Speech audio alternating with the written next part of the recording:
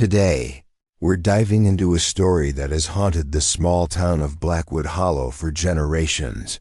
A tale of power, corruption, and 7 secrets buried beneath perfectly manicured roses.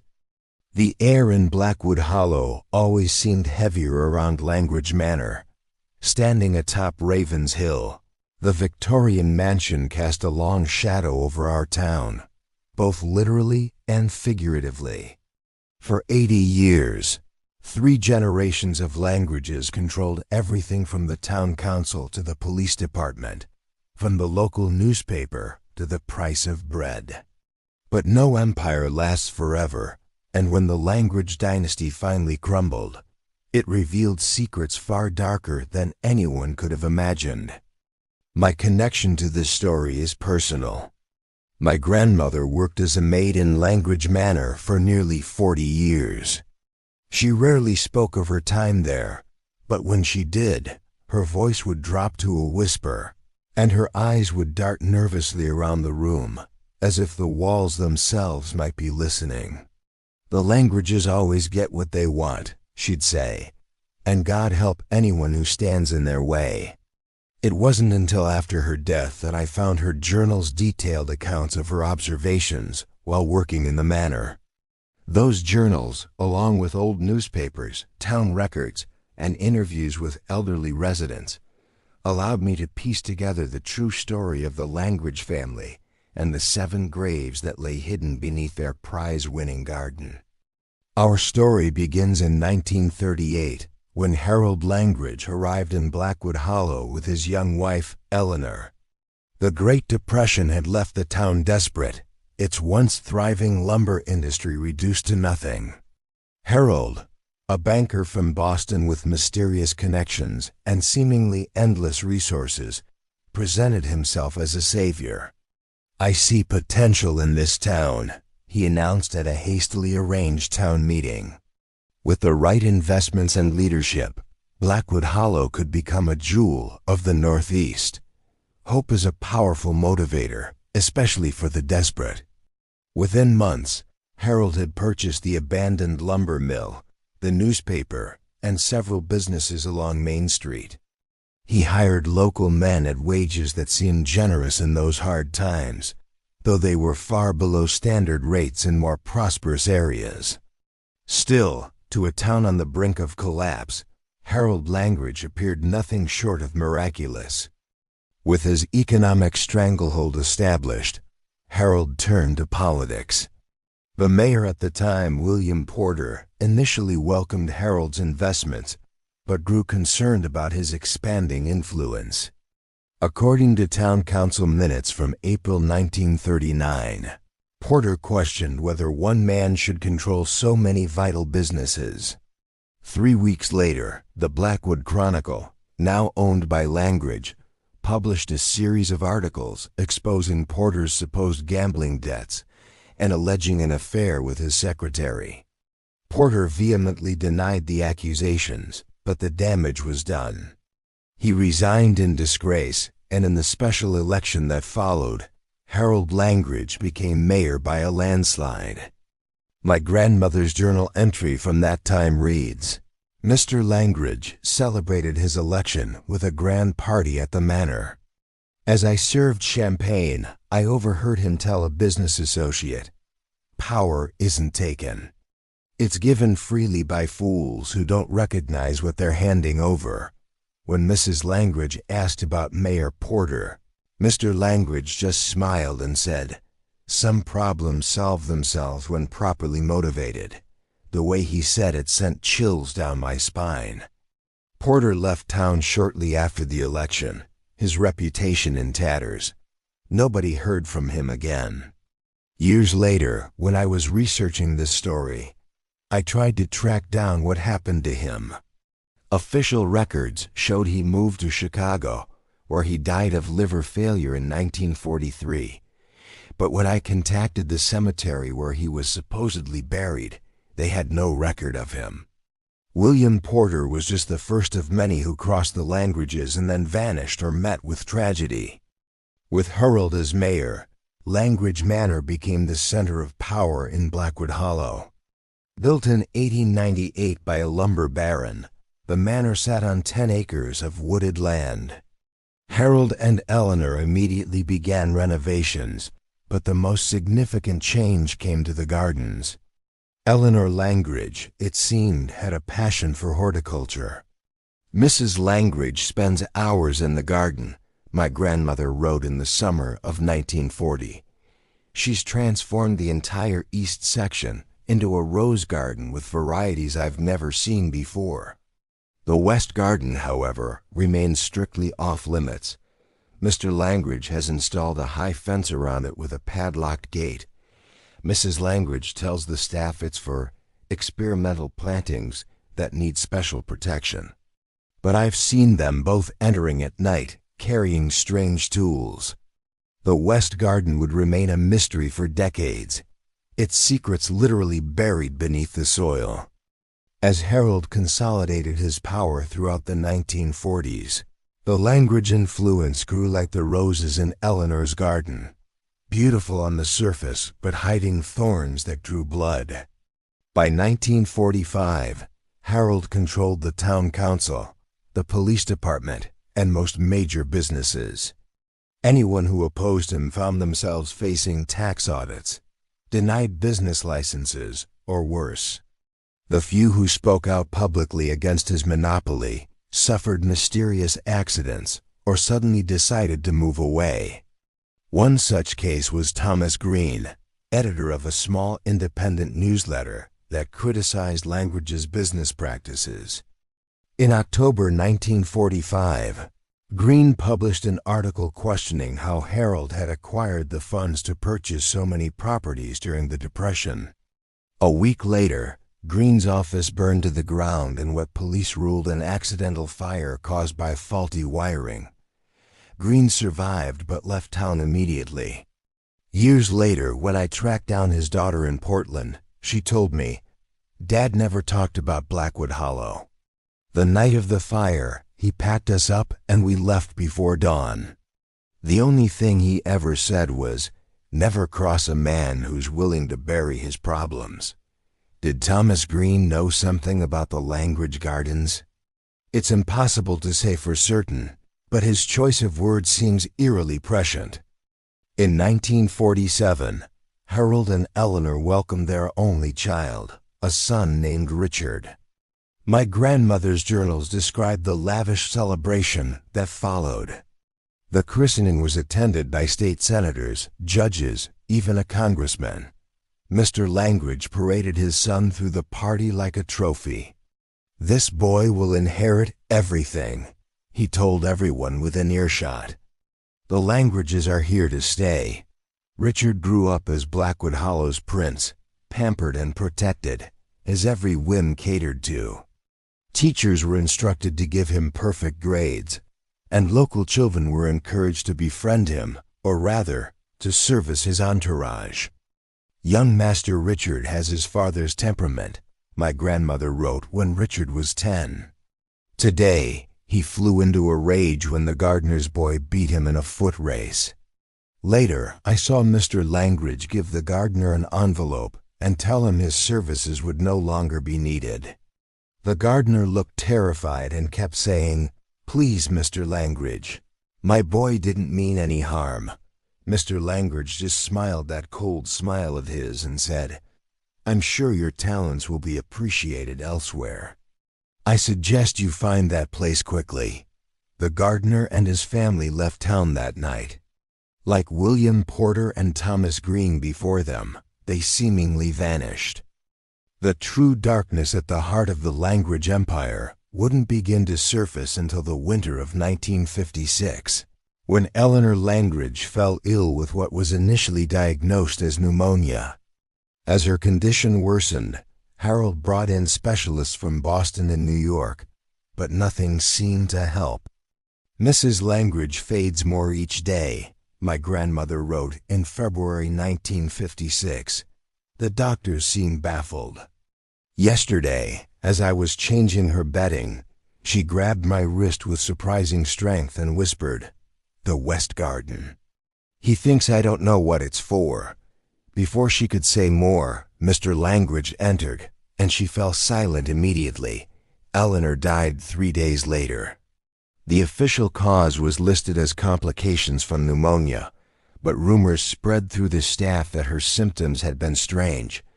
Nosebleeds, hair loss, stomach pains, symptoms that, to modern ears, might suggest poisoning. Harold's mourning was brief and performative. Within 6 months, he had married his secretary Victoria, a woman 20 years his junior with ambitions that matched his own. Victoria took to her role as the new Mrs. Langridge with calculating precision, charming the town's elite while helping Harold tighten his grip on local politics. Interestingly, Victoria showed no interest in maintaining Eleanor's beloved rose garden, which quickly fell into disrepair. The West Garden, however, remained carefully tended and strictly off-limits. Richard, now 9 years old, reportedly hated his new stepmother. My grandmother's journals detail increasingly bitter arguments between the boy and Victoria, with Harold always taking his wife's side. "Master Richard grows more sullen by the day," she wrote in 1957. "This morning I heard him tell Victoria, 'My real mother knew what you are.' Victoria slapped him hard enough to leave a mark, then told him, 'Your mother knew nothing, especially when to keep quiet.' Remember that. The implication is chilling in retrospect. Did Eleanor Langridge discover something about the West Garden that led to her death? And was Victoria already aware of its secrets? As the 1950s gave way to the 1960s, Harold's health began to decline. Heart problems, officially, though he remained a formidable presence. Victoria increasingly took on public duties, positioning herself for power behind closed doors. Mrs. Victoria has been meeting privately with the town council members. My grandmother noted in 1962, "Last night I overheard her tell Mr. Langridge, 'They'll support me when the time comes.' I've made sure of it." Mr. Langridge laughed and said, "Just remember our arrangement. Richard is my legacy." Mrs. Victoria's response was disturbing. "Legacies can be rewritten, Harold." "You taught me that." Harold Langridge died in his sleep on December 12, 1963. At his funeral, the governor gave a eulogy praising his contributions. Victoria played the grieving widow perfectly, while a 16-year-old Richard stood stoically beside her. What followed surprised no one in Blackwood Hollow. Victoria, with the unanimous support of the town council, assumed all of Harold's positions: mayor, bank president, and head of the Chamber of Commerce. Richard, despite being Harold's only blood heir, received a modest trust fund, but no control over the family empire. Victoria produced a will, conveniently witnessed by 2 council members, that specified the new arrangement. Richard contested it, but the local judge, appointed years earlier by Harold, ruled quickly in Victoria's favor. My grandmother's entry following the ruling is telling. Master Richard stormed into the manor today, shouting that he would expose everything. "I know what's in the West Garden." He yelled at Mrs. Victoria, "I know what Father did and what you helped him cover up." Mrs. Victoria didn't raise her voice, but her words turned my blood cold. "Be very careful, Richard," she said. "There's always room for one more. Your father taught me to be thorough."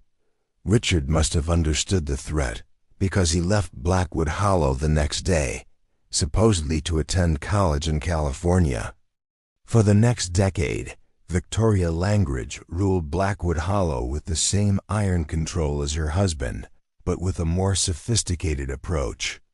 She modernized the town's image, attracting light industry and tourism. On the surface, Blackwood Hollow prospered. Beneath it, her network of influence ensured no decision happened without her approval. The West Garden remained off-limits, tended now by a groundskeeper who came only at night and spoke to no one. My grandmother noted that the fence had been reinforced and that Victoria occasionally visited the garden alone, always returning looking satisfied, like someone checking that their valuables remained secure. In 1974, Richard Langridge returned to Blackwood Hollow. Now 27, he had earned an MBA from Harvard and came home ostensibly to reconcile with his stepmother. Victoria welcomed him publicly but remained suspicious. My grandmother observed their careful dance, all politeness in public, thinly veiled hostility in private. They circle each other like wolves, she wrote. Master Richard has his father's smile now, all teeth, no warmth. Mrs. Victoria watches him constantly. Their understanding involved Richard gradually taking over the business empire, while Victoria maintained political control. The balance shifted in 1978 when Richard married Catherine Walsh, daughter of a state senator. Catherine was beautiful, educated, and brought political connections that extended beyond Blackwood Hollow. At the wedding reception, my grandmother overheard a telling exchange. Victoria cornered Catherine by the rose garden. "You've married into a complicated family," she said. "The Langridges have traditions and secrets that must be respected." Catherine, to her credit, didn't flinch. "Richard has told me everything," she replied. Victoria's face hardened. "I doubt that very much," she said. The young couple presented a united front against Victoria. Over the next 2 years, Richard systematically expanded his influence, cultivating relationships with county and state officials. The conflict simmered beneath the surface until Catherine announced her pregnancy in 1980. The news escalated the Cold War. Victoria was overheard saying, "No child of that woman will control what I've built."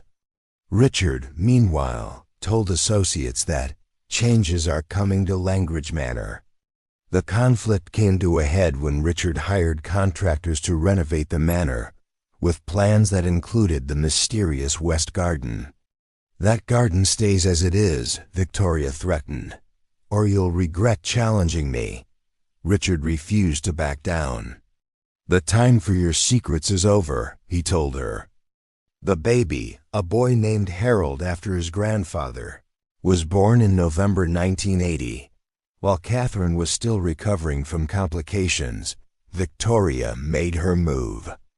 On December 3rd, Richard was arrested on charges of embezzlement and fraud, with evidence presented by Victoria's loyal police chief. Richard proclaimed his innocence, but few dared challenge her.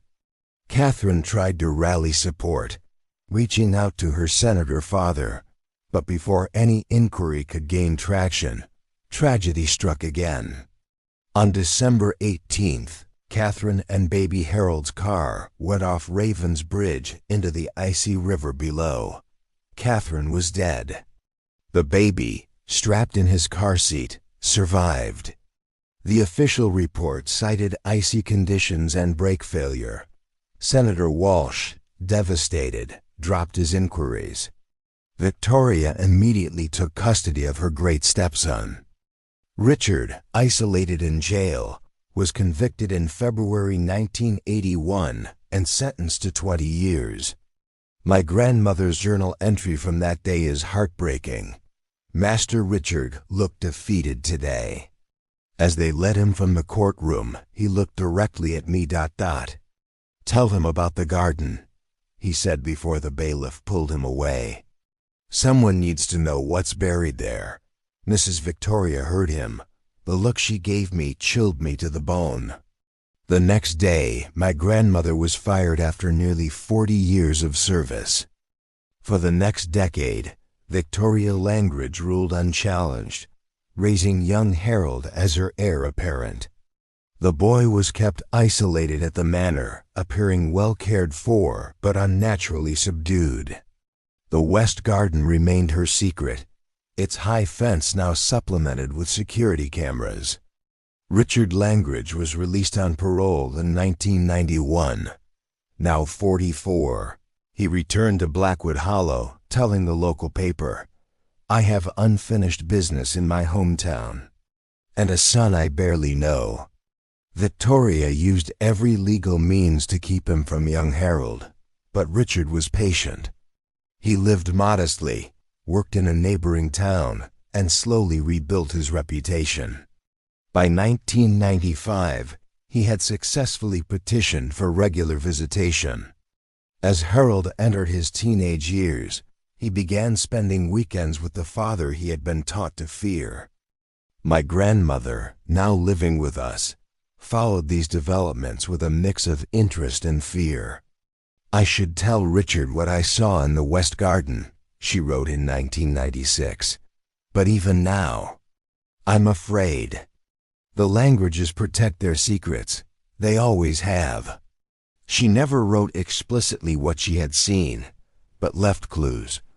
References to midnight digging, to Harold and Victoria carrying bundles into the garden, and to counting the roses planted after certain townspeople disappeared. Victoria Langridge died in her sleep on January 7, 1998, at the age of 81. Within weeks, Richard had moved back into Langridge Manor with his son. The town held its breath, but Richard surprised everyone. He dismantled the oppressive systems of control, advocating for transparency. "Blackwood Hollow has been ruled by fear for too long," he announced. Through it all, the West Garden remained untouched. My grandmother died in 2000, and I inherited her journals, their secrets waiting in a box in my parents' attic. Over the next decade, Richard proved to be a different kind of leader, divesting the family of many business interests and converting the bank into a community credit union. His son, Harold Langridge III, built a career in environmental science in Seattle, his visits home becoming increasingly rare. In 2018, Richard Langridge suffered a severe stroke, requiring long-term care. Harold returned to settle his father's affairs and announced his intention to sell Langridge Manor for development. It was around this time that I rediscovered my grandmother's journals. Reading her careful documentation, I was fascinated and horrified. The West Garden remained the central mystery. With the manor about to be sold, I decided it was time to investigate. As a journalist, I proposed documenting the manor's history to Harold, who surprisingly agreed. "I have no attachment to that house or its history," he told me. "Document whatever you want." In April 2019, I began my survey of Langridge Manor. The house was a study in decaying grandeur.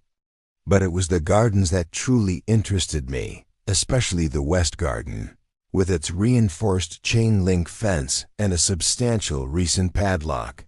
I called Harold in Seattle to request access. His hesitation was palpable. "That won't be necessary," he said finally. "That section isn't part of the sale. It's being maintained separately. There's a trust set up by my great-grandfather. That garden stays as it is. It was a condition of my inheritance." His answer only deepened my suspicion. That night, I returned with bolt cutters. The lock yielded with a sharp snap. Inside, I found a meticulously maintained space. 7 rose bushes, evenly spaced, formed a perfect circle in the center. The soil was bare and recently turned. I recognized the pattern from my grandmother's cryptic references: 7 roses for 7 secrets. With shaking hands, I began to dig beside the oldest-looking rose bush. 2 feet down, my trowel struck something solid: the decayed fabric of a wool suit, covering what was unmistakably human remains.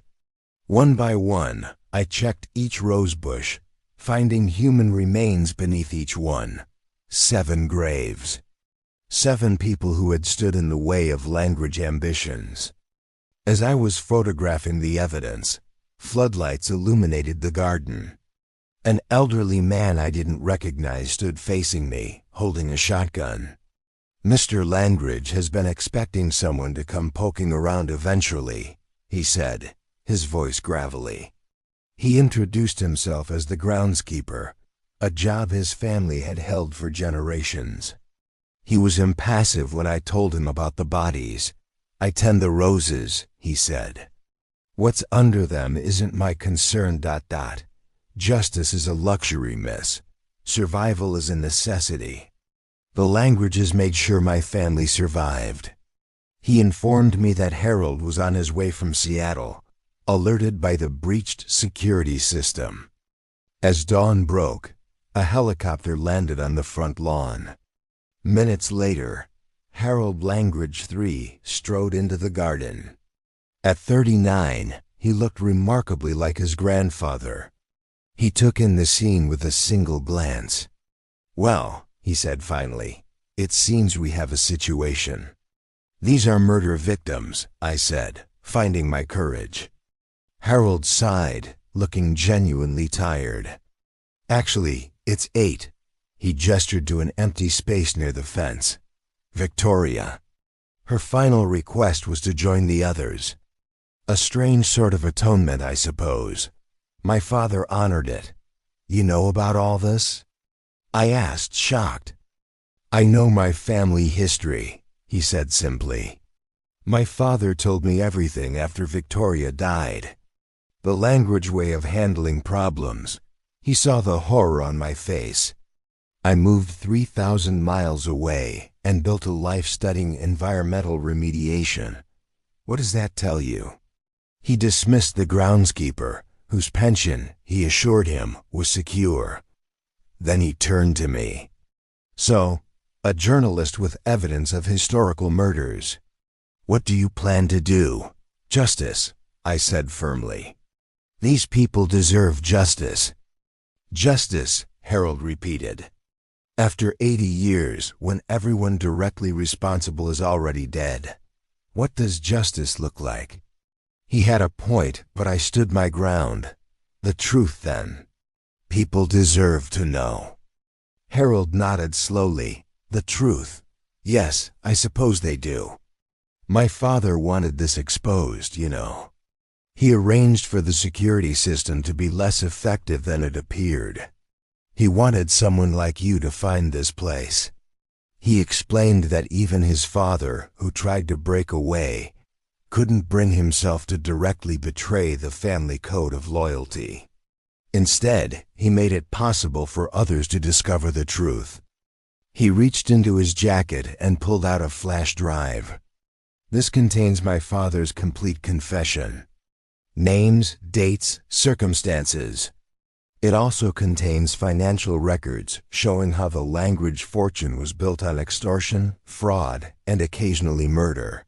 He held it out to me. "The truth you're looking for. Use it as you see fit. Why would you give me this?" I asked, hesitant. Harold looked at the excavated graves. "Because I have children of my own now. Because I don't want them to inherit this legacy. Because some cycles need to be broken. My father will die soon. With him dies the last Langridge who actively participated in the family's crimes. Perhaps it's time I cleaned up my family's mess as well." He informed me that he had already called the state police. "The manor is for sale as planned," he continued. "The proceeds will establish a victims' compensation fund. 80 years of Langridge rule ends today. What happens next is up to you and the people of Blackwood Hollow." The state police arrived soon after. The investigation dominated national headlines. Ground-penetrating radar confirmed 8 burial sites. The victims were identified: Mayor William Porter, the journalist Thomas Green, the gardener Joseph Miller, Eleanor Langridge, murdered by her husband, a private investigator who had looked into Richard's case, a state auditor, the original groundskeeper, and finally, Victoria Langridge herself. Richard died before he could be charged. Harold cooperated fully. The flash drive contained a comprehensive, unflinching account of the Langridge family's crimes. The revelation shook our town to its foundations. Langridge Manor was converted into a museum, documenting both the family's contributions and their crimes. The West Garden became a solemn remembrance site. Harold Langridge kept his word, establishing a victims' fund and community grants before disappearing back to his life in Seattle. My grandmother's journals are now part of the Historical Society's archives, her observations helping to fill in the timeline. The article I wrote won a Pulitzer and launched my career, but more importantly, it brought closure to families haunted by disappearances for generations. The last time I visited Blackwood Hollow was for the opening of the Memorial Garden. Standing before the 7 Rosebush, I reflected on how power corrupts and how secrets fester when left buried. The Langridge dynasty ruled for 80 years, and their garden hid the ultimate price of their power. But secrets rarely stay buried forever. Like the roses that marked their victims, the truth eventually found its way to the light.